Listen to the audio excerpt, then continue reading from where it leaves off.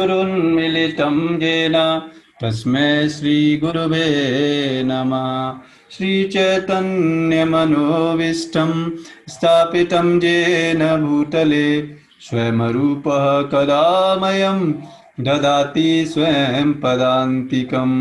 वन्देऽहं श्रीगुरो श्रीयुतपदकमलं श्रीगुरुन् वैष्णवां च।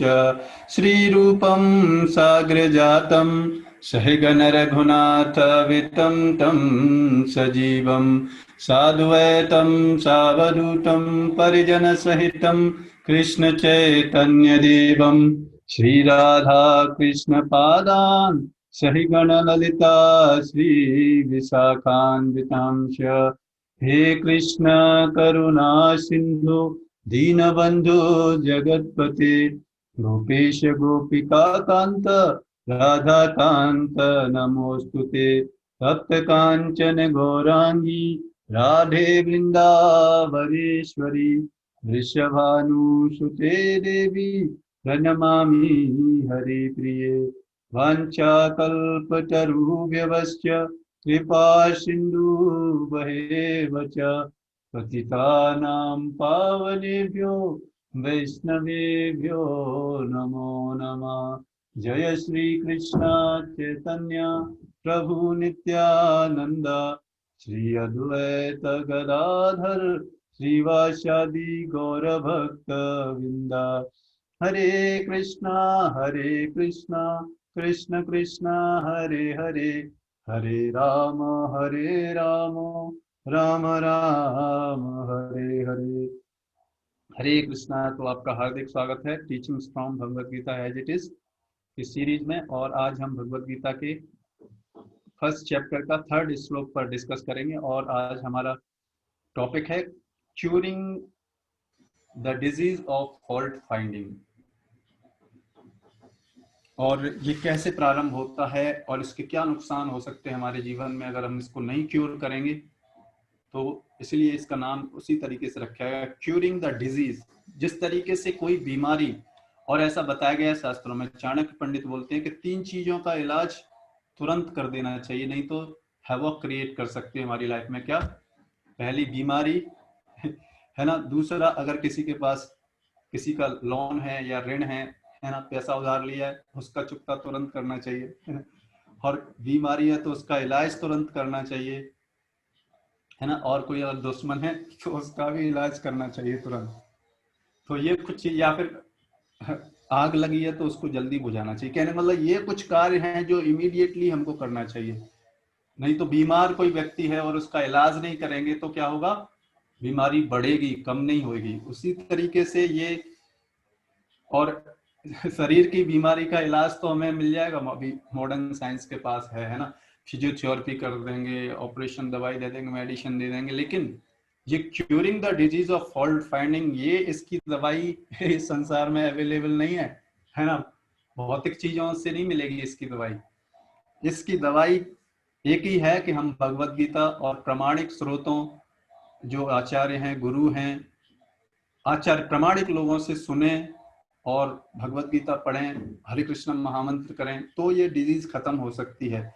अब मैं आपको ये बताना चाहूंगा, ये इसके बारे में और आगे डिस्कस करेंगे। उससे पहले हम आज का श्लोक पढ़ते हैं। ये भगवत गीता का फर्स्ट चैप्टर का 3rd श्लोक है और ये श्लोक संजय ही बोल रहे हैं। पश्यताम पांडुपुत्राणाम आचार्याम महीतीम चमूम व्यूढ़ाम द्रुपदपुत्रेण तव शिष्येन धीमता। तो इसमें संजय बोल रहे हैं, हे आचार्य। अब संजय बता रहे हैं, लेकिन अब बोल क्यों रहे हैं? देखो, पिछले श्लोक में हमने बताया ना कि संजय बोल रहे थे कि वो अब दुर्योधन अपने गुरु द्रोणाचार्य के पास गए और ये वचन कहे। तो ये वचन अब दुर्योधन कह रहे हैं किनसे? द्रोणाचार्य से। आप सुनो, अब दुर्योधन का क्या प्रॉब्लम है वो इस श्लोक में डिपिक्ट हो रहा है। आप ध्यान से समझेंगे तो पता चलेगा। हे आचार्य, इसलिए भगवत गीता के श्लोक बहुत गुह्य हैं। एक एक भगवत गीता के एक एक शब्द से मिलियंस ऑफ ईयर्स तक एक्सप्लेन किया जा सकता है उनको, और मिलियंस ऑफ बहुत सारी टीचिंग्स हम सीख सकते हैं। हे आचार्य, पांडु पुत्रों की विशाल सेना को देखें। दुर्योधन बोल रहे हैं, हे द्रोणाचार्य, हे गुरु, उनके गुरु है ना वो भी द्रोणाचार्य, उनके राजगुरु हैं, पांडवों के भी इनके भी। तो उनको बोल रहे हैं, हे द्रोणाचार्य, हे गुरु, हे आचार्य, देखो पांडवों की सेना को देखो, पांडु पुत्रों की विशाल सेना को देखें, जिससे आपके बुद्धिमान शिष्य द्रुपद के पुत्र ने इतने कौशल से व्यवस्थित किया है। अब इसमें बहुत क्लू है, आप समझेंगे। दुर्योधन के अंदर अभी केवल ये पढ़ने से नहीं मात्र चलेगा, पता एक्सप्लेन करेंगे तब पता चलेगा कि दुर्योधन की मन स्थिति क्या है, उसके हृदय में क्या है, अपने गुरु को भी क्या बोल रहा है। आप देखो आगे थोड़ा पढ़ते हैं, आगे इसकी परपट में प्रभुपाद उसको एक्सप्लेन करते हैं, इसलिए परपट हमको पढ़ने चाहिए। नहीं तो आप देखो ये श्लोक का ट्रांसलेशन या श्लोक रटे भी होंगे, पढ़ भी लेंगे तो भी नहीं समझ में आएगा। तो आचार्य लोगों को भगवान इंस्पायर करते हैं उनके हृदयों में, और जो एज इट इज बोला गया है उनसे क्या सीखना है वो बताया जाता है। तो यहां पर आप देखेंगे प्रभुपाद परपट में लिख रहे हैं, परम राजनीतिज्ञ दुर्योधन महान ब्राह्मण सेनापति द्रोणाचार्य के दोषों को इंगित करना चाहता है। तो दुर्योधन यहां पर क्यों ऐसे बोल रहा है, क्या जरूरत है, युद्ध प्रारंभ हो रहा है, क्यों वो दुर्योधन पर्सनली वहां से अपने रथ से उठ के पर्सनली गुरु के पास गया और बोल रहा है इस तरीके से, देखो शब्दों तो अच्छे प्रयोग कर रहा है ना। कोई व्यक्ति संसार में ऐसे बहुत सारे हो सकते हैं कि ना, प्रोफेशनली लोग क्या करते हैं, आप देखो बहुत अच्छा डॉक्टर्स लोग आप देखेंगे बहुत अच्छा बोलेंगे। जैसे मान लो कोई होटल में वो वेलकम डेस्क पे बैठे होते हैं, है नहीं, तो वहां पर क्या बोलेंगे जब कोई कस्टमर जाता है, हाँ बहुत अच्छा, आओ आओ, बहुत मीठी मीठी बातें बोलेंगे, ऐसा लगेगा कि इनसे ज्यादा प्रेम आपको कोई करता नहीं है ना। और जैसे ही हम जाएंगे अंदर और जब पैसा खत्म हो जाएगा फिर देखो उनका हमारे प्रति क्या स्वभाव होएगा, तब पता चलेगा, है ना। तो यहाँ पर दुर्योधन का स्वभाव क्या है, यहाँ पर प्रभुपाद बता रहे हैं अपने परपट में कि वो इनके बोलने से देखो ये लग रहा है कि देखो देखो पांडवों की सेना को, जिसको आपके द्रुपद के पुत्र धृष्टद्युम्न ने बड़ी अच्छी तरीके से सजाया है। देखो आप उनका गलती क्या इंगित कर रहे हैं वो अभी पता चलेगा। अर्जुन की पत्नी द्रौपदी के पिता, तो अर्जुन की पत्नी जो द्रौपदी हैं उनके पिता का नाम है द्रुपद और उनके पुत्र का नाम है धृष्टद्युम्न। तो ये द्रुपद के साथ द्रोणाचार्य का कुछ राजनीतिक झगड़ा था, और वो झगड़ा क्या था वो बहुत एक पूरी कथा है, हिस्ट्री है पूरा, कि कैसे उनके बीच में पहले बहुत मित्र थे, फिर कैसे उनके बीच में दुश्मनी हुई, वो अलग मैटर है। लेकिन हम केवल यहाँ पे कम समय है तो कम समय में हम वो बहुत इंपॉर्टेंट चीज आपको हम बताना चाहेंगे कि अर्जुन की पत्नी द्रौपदी के पिता राजा द्रुपद के साथ द्रोणाचार्य का कुछ राजनीतिक झगड़ा था। और वो झगड़े की वजह से क्या था, इस झगड़े के फलस्वरूप द्रुपद ने एक महान यज्ञ संपन्न किया, जिससे उसे एक ऐसा पुत्र प्राप्त होने का वरदान मिला जो द्रोणाचार्य का वध कर सके। तो द्रुपद और इनके बीच में जब दुश्मनी हो गई, राज्य के पीछे कुछ भी हुआ, तो उन्होंने क्या किया, द्रुपद ने एक यज्ञ किया संपन्न, और यज्ञ संपन्न करने पर उनको एक ऐसा पुत्र प्राप्त हुआ। अब लोग सोचेंगे कि अब यज्ञ करते हैं तो कोई पुत्र क्यों नहीं प्राप्त होता है ना, क्योंकि अभी इतने लोग अभी उन मंत्रों को पढ़ने वाले लोग ही नहीं है ना, मन ही नहीं कंसंट्रेट कर पाते, है ना। कलयुग में लोगों मंत्र विज्ञान काम नहीं करता, हमने बताया था ना आपको, कलयुग में काम नहीं करेगा, क्योंकि कलयुग में लोग हैं नहीं उस तरीके के, वो क्वालिफाइड लोग नहीं है जो उन मंत्रों को सिद्ध कर सके, है ना। तो इसलिए यंत्र विज्ञान काम करता है, इसलिए आप देखो लैपटॉप है ना, स्पेस सारे सैटेलाइट्स वगैरह ये सब चीजें चलती हैं तो उस यज्ञ के फलस्वरूप एक ऐसा पुत्र प्राप्त होने का वरदान उन्हें मिला जो कि द्रोणाचार्य का वध कर दे। तो द्रोणाचार्य का वध धृष्टद्युम्न के द्वारा ही हुआ। तो और उनको पता था, द्रोणाचार्य को भी ये पता था, ये भी पता चलेगा। तो यहाँ पर दुर्योधन को भी पता है कि इनके बीच में दोस्ती दुश्मनी है, और इनके पुत्र धृष्टद्युम्न को भी, द्रोणाचार्य को जानते हुए भी, उन्होंने, ब्राह्मण थे, वो कल हम डिस्कस करेंगे कि ब्राह्मण का क्या कर्तव्य होता है, उन्होंने ये जानते हुए कि ये मेरे दुश्मन का पुत्र है, फिर भी उन्होंने उसको शिक्षा दी। तो ये दोष वो दुर्योधन क्या करना चाह रहा है, इंगित करना चाह रहा है कि देखो द्रोणाचार्य, देखो आचार्य, आपकी गलती की वजह से देखो क्या है ना। तो इस तरीके की टेंडेंसी दुर्योधन के अंदर है। तो अब ये फॉल्ट फाइंडिंग जो टेंडेंसी है, कहां से उत्पन्न होती है, कैसे खतरनाक होती है, और कैसे इसको रूट आउट किया जा सकता है, वो हम अब डिस्कस करते हैं। तो ये टेंडेंसी एक्चुअली कहां से स्टार्ट हुई, ये हम जब भगवान से दूर हुए वहां से स्टार्ट हुई फॉल्ट फाइंडिंग टेंडेंसी। क्यों स्टार्ट हुई?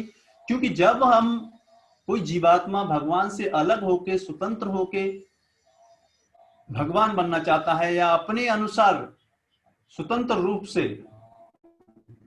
भगवान बनना चाहता है, कहने मतलब उसके अनुसार जो भी चीजें चलनी चाहिए, ऐसा व्यक्ति बनना चाहता है, सबको कंट्रोल करना चाहता है, तो फिर भगवान के यहाँ पे रहने का उसको, है ना, हमने डिटेल में डिस्कस किया था जब हम भगवद गीता की सिनॉप्सिस डिस्कस कर रहे थे। तो वो आत्मा जब भगवान के धाम में तो रह नहीं पाता, सोसाइटी में नहीं रह पाता, तो उसको जेल में भेजा जाता है और बोला जाता है ठीक है, जब तक आपको कंट्रोलर बनना है बनो, और जब समझ में आ जाए तो आ जाना हमारे पास, है ना। तो यहाँ पर हम जितने भी जीवात्मा यहाँ पर हैं इस संसार में, केवल भगवान कृष्ण, भगवान और उनके प्रामाणिक भक्त जो गुरु वर्ग हैं, उनको छोड़कर बाकी सभी लोगों के अंदर अच्छे और बुरे गुण हैं।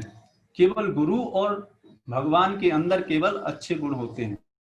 क्यों होते हैं? क्योंकि वो द्वैत से परे होते हैं, उनके लिए ना अच्छा बुरा कोई मैटर ही नहीं करता। और उनके अलावा केवल यही दो लोग, इनके अलावा जितने भी लोग इस संसार में आप देखते हैं, है ना, और तो वो सब के अंदर क्या है, अच्छे और बुरे गुण दोनों के अंदर। ऐसा भी नहीं है कि सबके अंदर अच्छे ही अच्छे गुण है, नहीं, उनके अलावा मैं बात कर रहा हूं। और ऐसे भी नहीं है कि उनके अंदर सारी खराब गुण है, नहीं, अच्छे गुण हैं, खराब गुण भी है दोनों के अंदर। अब कितनी क्वांटिटी में है वो डिपेंड करता है कि वो कैसा व्यक्ति है। ज्यादा देवता की क्वालिटी में आता है, अच्छा व्यक्ति की क्वालिटी में कैटेगरी में आता है, और बुरे गुण ज्यादा है तो वो दानव मतलब बुरे व्यक्ति की कैटेगरी में आता है। तो ये फॉल्ट फाइंडिंग टेंडेंसी अब देखो कैसे आती है, क्योंकि अब हम कंट्रोलर बनना चाहते हैं। अब कंट्रोलर बनेंगे कैसे? तो हमारे अंदर ये इच्छा होती है कि I am the greatest person, I know each and everything, and my way is highway. मतलब कहने मतलब है, वो सोचता है कि मेरे से अच्छा इस संसार में कोई व्यक्ति है ही नहीं। तो वो व्यक्ति जब इस तरह सोचेगा कोई व्यक्ति, तो आप सोचो फिर बाकी लोगों के अंदर तो उसको कैसे लोग नजर आएंगे? वो अपने से ही खराब लोग नजर आएंगे कि नहीं आएंगे? ये भावना छिपी हुई होती है। तो इसलिए बताया जाता है भगवत गीता में कि जब तक हम अपने आप को ये आत्मा नहीं समझेंगे, रियलाइज नहीं करेंगे, तब तक हम इस देहात्म बुद्धि से रिलेटेड क्या करेंगे, अपने को सर्वश्रेष्ठ मानेंगे और दूसरों को निकृष्ट मानेंगे। और ये निकृष्ट जैसे ही मानने लगेंगे, वैसे ही क्या होगा, ये फॉल्ट फाइंडिंग टेंडेंसी आ जाती है। और ये देखो कितनी खतरनाक है। मैं आपको एक स्टोरी बनाना चाहता हूं कैसे ये खतरनाक है। एक बार क्या हुआ, और मैं आपको ये चीज और बता दूं, एक चीज कि अच्छे गुण होते हैं, बुरे गुण होते हैं, सबके अंदर होते हैं। अब हमारे ऊपर चॉइस है कि हम अपने आप को कैसे डेवलप करें, कैसे प्रैक्टिस करें इस संसार में, कि हम उस व्यक्ति के अंदर, हमारे ऊपर चॉइस है कि किस व्यक्ति के अंदर अच्छे गुण देखने हैं कि बुरे गुण देखने हैं। चॉइस हमारे हाथ में, विजन हमारे हाथ में है ना। तो जो व्यक्ति अच्छे गुण देखने का प्रयास करेगा वो अच्छे गुण देख पाएगा लोगों को, और उसका रिलेशन हर व्यक्ति के साथ अच्छा होगा, लोग उसको पसंद करेंगे। और जो फॉल्ट्स देखेगा इस संसार में हर व्यक्ति के अंदर कुछ, तो फिर उसके अंदर क्या होगा, वो फॉल्ट्स धीरे धीरे उसके अंदर ही आ जाएंगे और वो किसी के द्वारा पसंद नहीं किया जाएगा, है ना। इसको बोलते हैं चरित्रवान व्यक्ति। आप देखो इसमें शरीर के बॉडीली फीचर्स नहीं काम करते कि कितना सुंदर है, कितना कुरूप है, ये नहीं मैटर करता।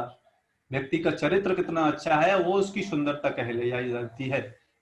Beauty of the person is identified by the character of a person. तो अब हम आपको ये बताते हैं, एक बार क्या हुआ, एक मालिक था और मालिक ने एक कुत्ता पाला था और वो कुत्ता बहुत वफादार था अपने मालिक का, और उस मालिक ने बहुत अच्छी ट्रेनिंग दी थी उसको। वो बोलता था कि जस्ट उसके सहारे पर वो कुत्ता जो भी बोलता था, उसने इतनी ट्रेनिंग दे दी थी कि उसके लिए खाना बनाना, उसे बोल दिया कि जाओ मेरे लिए ये पानी लेके आओ, तो वो कुत्ता क्या जाता था पानी लेके उसके लिए ले आता था। और उसने इतनी तक की ट्रेनिंग दे रखी थी कि मार्केट से सब्जी लेने के लिए वो थैला गले में डाल देता था और पैसे उसके थैले में पड़े होते थे और वो भेज देता था। तो कुत्ता जो जो सब्जी की लिस्ट होती थी वो सारी ले आता था। और कुत्ता इतना मतलब इतना वो था, ट्रेंड व्यक्ति, उस मालिक ने ट्रेंड किया था कि जैसे ही वो जाता था, अब इतना ट्रेंड किया था कि जैसे ही वो गले में बैठ जाता था और उस पे जैसे ही वो बस स्टॉप पे खड़ा होता था, जैसे ही बस आती थी अपना चढ़ता था उसमें और उसके बाद पैसा देता था कंडक्टर को। उसके बाद जब सब्जी मंडी पहुंचता था तो सब्जी मंडी पहुंच के उतरता था, हिसाब करता था। उसके बाद जब सब्जी ले लेता था तो सब्जी लेने के बाद पैसे देता था और देखता था कि उसने उतने पैसे नहीं दिए तो भौंकता था, भौं भौं भौं। तो जो सब्जी बेचने वाला समझ जाता था कि भाई इसको इसके साथ नहीं नाइंसाफी कर सकते, तो वो पैसे एक थैले में डाल देता था। फिर वो वहां से आता था स्टॉप पे, फिर देखता था और वही बस जो उसके घर जाएगी उसी बस को देख के उसमें चढ़ता था, कंडक्टर को पैसे देता था। फिर जैसे ही उसका घर आता था अपने स्टॉप पे उतर जाता था और उसके बाद वो दरवाजा खटखटाता था और मालिक उसका खुलता था और सब्जी उसको दे देता था। आप सोचो इतना ट्रेंड कुत्ता था और वो मालिक कितना कितना अच्छा होगा, वो मालिक जिसने उसको ट्रेंड किया होगा। तो ऐसा वो व्यक्ति, तो ऐसा कुत्ता, तो एक दिन उसको क्या हुआ, एक दिन उसको फिर भेजा। ये बहुत दिनों से इस तरीके से चल रहा था, एक दिन उसने भेजा और एक दिन क्या हुआ, वो गया सब्जी मार्केट में गया और जैसे हमने बताया वैसे सेम सिचुएशन, उसने सब्जी खरीदी, वापस आया और उसके बाद स्टॉप पे, राइट स्टॉप पे जहां पर उतरना था वहां पर उतरा। उसके बाद जैसे ही उसने दरवाजा खटखटाया और जैसे ही दरवाजा खटखटाया उसके मालिक ने एक डंडा उठाया अंदर से और इतना पीटा उस कुत्ते को, इतना पीटा इतना पीटा इतना पीटा कि उस कुत्ते की हालत खराब हो गई। तो एक व्यक्ति देख रहा था वहां पे, पूरा इतने दिनों से देख रहा था कि ये कुत्ता, काश मेरे पास ऐसा कुत्ता होता। तो उसने जब पीट लिया, उसका गुस्सा शांत हो गया उसके ऑनर का, तो उस दूसरा व्यक्ति उसके पास गया और उनसे पूछा, भाई साहब आपके पास इतना अच्छा कुत्ता है, इतना वफादार कुत्ता है, लेकिन मेरी एक बात नहीं समझ में आई कि वो आपके लिए सब्जी लेके आया, दरवाजा खटखटाया, लेकिन उसके बावजूद भी आपने क्या किया, उसकी पिटाई इतनी क्यों की। तो उस मालिक ने जवाब दिया, देखो ये आज चाबी भूल गया था ताले की और मैं एक्सपेक्ट कर रहा था इससे कि ये चाबी लेके जाए, लॉक खोले और विदाउट डिस्टर्ब किए मेरे कमरे में आ जाए। आप सोचो ऐसे ही इस कुत्ते की तरह ही और इस मालिक की तरह ही आप देखो कितने सारे गुण हैं उस कुत्ते के अंदर। ये मालिक क्या है, उस गुणों को नहीं देख रहा, केवल एक फॉल्ट है कि वो क्या हुआ, समाउदर वो चाबी भूल गया और चाबी भूलने के बाद क्या हुआ, उसके एक फॉल्ट पर उसकी इतनी पिटाई की, इतनी पिटाई की कि वो कुत्ता बेहोश हो गया। तो आप देखो हम भी अपने जीवन में ऐसे ही देखते हैं। आप हम क्या देखते हैं, लोगों के अंदर बहुत सारे गुण हैं लेकिन हम क्या देखते हैं, हमारा विजन ऐसा खराब है, चेतना ऐसी खराब है कि हमको क्या दिखता है, गुण होते हुए भी उनके अंदर क्या है, हम गुणों पर फोकस नहीं कर पाते, हम दोषों की तरफ, एक एक फॉल्ट हुआ बस उस एक फॉल्ट पर कॉन्शियस हो जाते हैं, और एक फॉल्ट की वजह से हम क्या देखते हैं, उस एक फॉल्ट की वजह से उस व्यक्ति की इमेज को हम देखते हैं, और इसकी वजह से हम क्या होंगे, हम इस संसार में किसी के साथ बिजनेस नहीं कर पाएंगे, किसी के साथ हमारा रिलेशन अच्छा नहीं होगा, है ना। ऐसा व्यक्ति जो कि इतने सारे गुणों को, व्यक्तियों के गुणों को अप्रिशिएट नहीं कर सकता, तो कैसे वो दूसरों के साथ रिलेशन, संबंध बनाए रखेगा। और ये हर जगह होता है, बिजनेस में, परिवार में। आज देखो आजकल परिवार क्यों न्यूक्लियर फैमिली हो गई है, इसी वजह से। पहले लोगों को इतना ट्रेंड किया जाता था, टॉलरेंस पावर होती थी कि दोष होते हुए भी व्यक्ति के अंदर गुण देख पाते थे। कैसे होता था, प्रयास करने से, प्रैक्टिस करने से, कल्चर फॉलो करने से, ज्ञान अर्जित करने से, भगवान के नामों का जप करने से, तब ये गुण डेवलप होते हैं, है ना। ऐसे ही नहीं डेवलप हो जाते ये सारी चीजें कि कुछ दवाई खा लेंगे तो डेवलप हो जाएंगी, नहीं।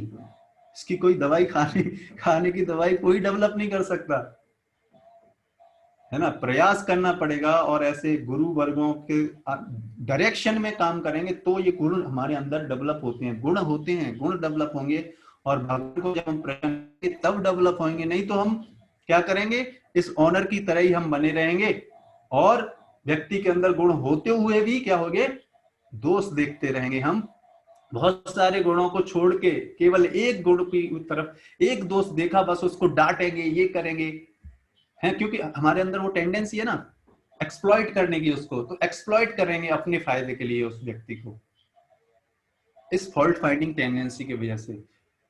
और अब इससे भी हाईएस्ट मैं कैटेगरी बता रहा हूं, लेकिन हमें हो सकता है हम इससे ऊपर हो, इससे ऊपर उठना है, इस लेवल पर तो नहीं रहना हमको कि हमेशा हर व्यक्ति के दोषों को देखना।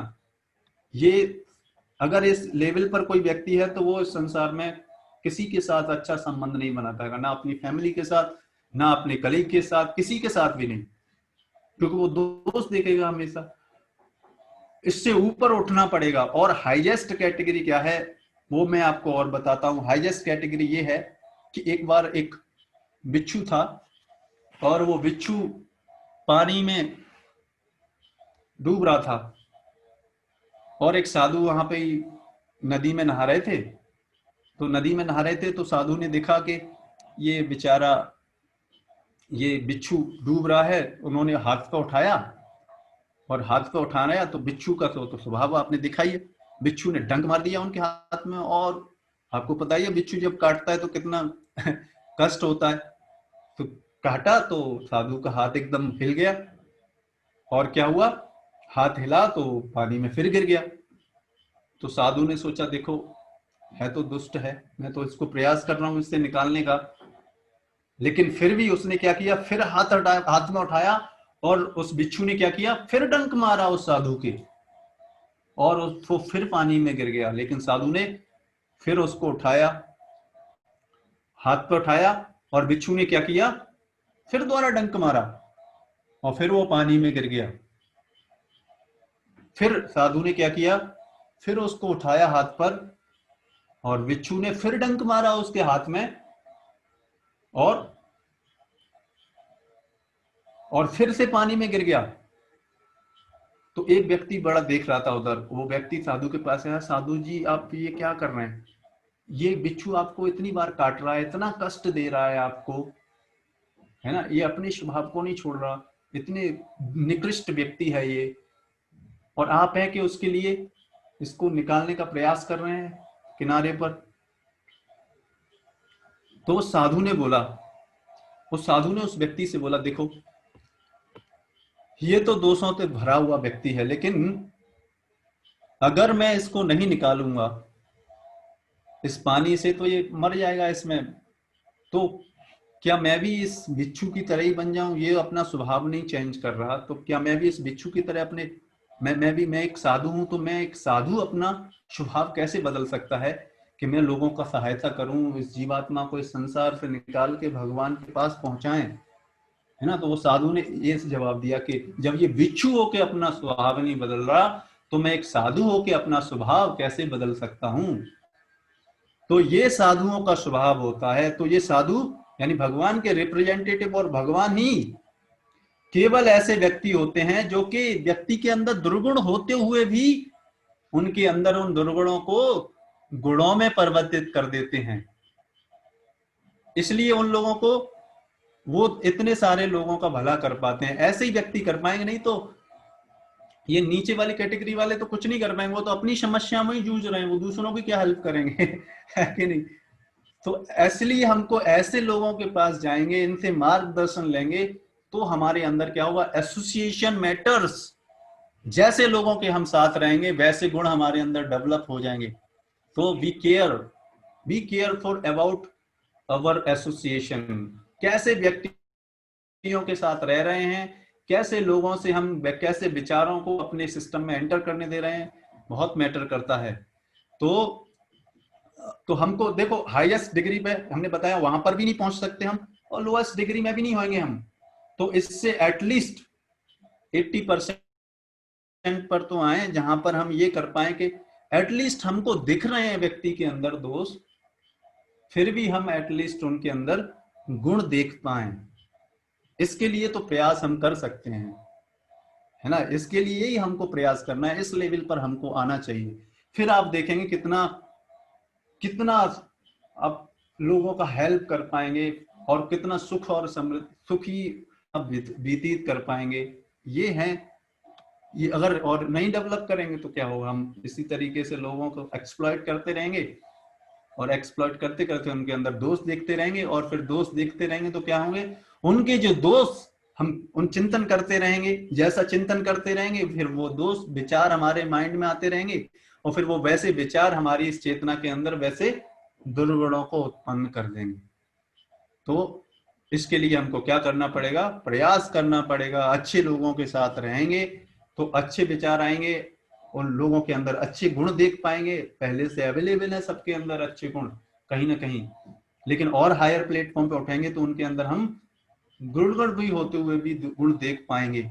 तब क्या होगा, तब हम किसी पर कमेंट, ये यहाँ पर ये दुर्योधन है क्या कर रहे हैं, द्रोणाचार्य को कमेंट कर रहे हैं हंसते हुए, है नहीं, बोल तो रहे हैं अच्छी भाषा में कमेंट बोल रहे हैं, है ना। भाषा नहीं मैटर करती, आपका बोलना क्या है, बोलने के आपका इंटेंशन क्या है, आपके अंदर क्या है, ये मैटर करता है। आप देखो, आप पहले दिन अच्छा बोल देंगे, लेकिन अगर अंदर है तो फिर क्या होगा, रियलिटी प्रकट हो जाएगी, आपको उसका अच्छा कर ही नहीं पाएंगे, है ना।